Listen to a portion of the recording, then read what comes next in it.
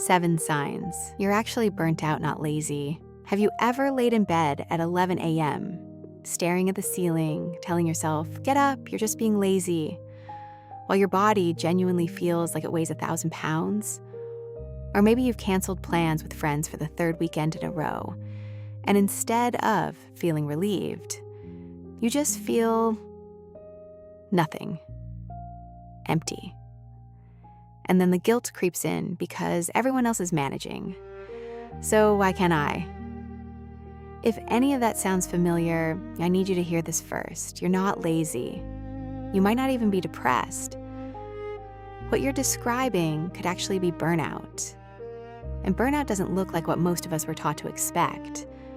We've all been raised on this idea that laziness is a character flaw, something you just need to push through. But here's the thing psychologists have been saying for years. Burnout isn't a mood. It's a physiological state. Your nervous system isn't refusing to work. It's telling you it's out of resources. According to the World Health Organization, burnout is actually classified as an occupational phenomenon, not a personal failing, not a moral weakness. A real, measurable state your body enters when stress has been chronic for too long without recovery. So today, let's go through 7 signs that what you're calling laziness might actually be burnout. And by the end, I promise this is going to feel less like a diagnosis and more like a relief. Sign number 1, you're exhausted even after sleeping 8+ hours. Ever notice how rest doesn't actually feel restful anymore? You wake up and the tiredness is already there waiting for you. That's not insomnia, and it's not laziness. That's a hallmark of burnout fatigue. Research on chronic stress shows that when cortisol stays elevated for too long, it disrupts your sleep architecture, meaning even good sleep doesn't fully restore you. Your body is running on a kind of debt that a nap can't pay off. Sign number 2, tasks that used to be easy now feel impossible.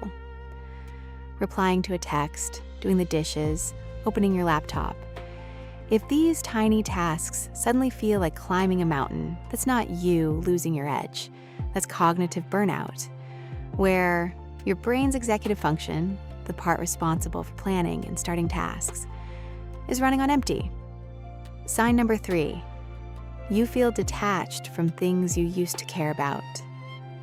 This one's sneaky. You don't feel sad exactly. You feel far away, like you're watching your own life through glass. Psychologists call this depersonalization, one of the 3 core dimensions of burnout, alongside exhaustion and reduced efficacy. It's not that you stopped caring. It's that caring has become too expensive for your current resources. Sign number 4, you're more irritable than usual, even over small things. If you've snapped at someone over something tiny and thought that wasn't even about them, you're right, it wasn't. Irritability is one of the first emotional symptoms of burnout because your emotional regulation system is depleted right along with everything else. Sign number 5, your motivation is gone, but the guilt isn't. This is the cruelest part. You don't feel lazy relaxed. You feel guilty empty. You know things need to get done. You want to do them. And that gap between wanting and being able to is exactly what separates burnout from laziness. Laziness doesn't come with this much guilt attached. Sign number 6, you've started avoiding things that used to bring you joy. Not because you don't love them anymore, but because even good things now require energy you don't have. Hobbies start to feel like obligations. That's not disinterest. That's your body triaging its last remaining resources toward bare survival. Sign number 7, physical symptoms have started showing up. Headaches, stomach issues, tension. Burnout doesn't stay in your head. Chronic stress talks to your body. Tension headaches, GI issues, a jaw you didn't realize you were clenching. If your body has been speaking up for weeks and you've been dismissing it as random, this might be your answer. Here's the insight I really want you to sit with. Laziness is the absence of motivation. Burnout is the presence of exhaustion so deep your motivation can't reach the surface. They can look identical from the outside, but they need completely different responses. Pushing through laziness might work. Pushing through burnout just digs the hole deeper. So what actually helps? First, and this might sound too simple, permission to rest without earning it. Burnout recovery research consistently points to one thing: rest has to come before productivity, not as a reward after it. Second, shrink your to-do list ruthlessly. Not do less because you're weak. Do less because your nervous system needs fewer demands while it recalibrates. One task a day counts. Third, protect your sleep like it's non-negotiable. Consistent sleep and wake times help regulate the same stress hormones that got dysregulated in the first place. And if this has been going on for months, not weeks, if it's affecting your ability to function at work and relationships or in daily life, please consider reaching out to a mental health professional.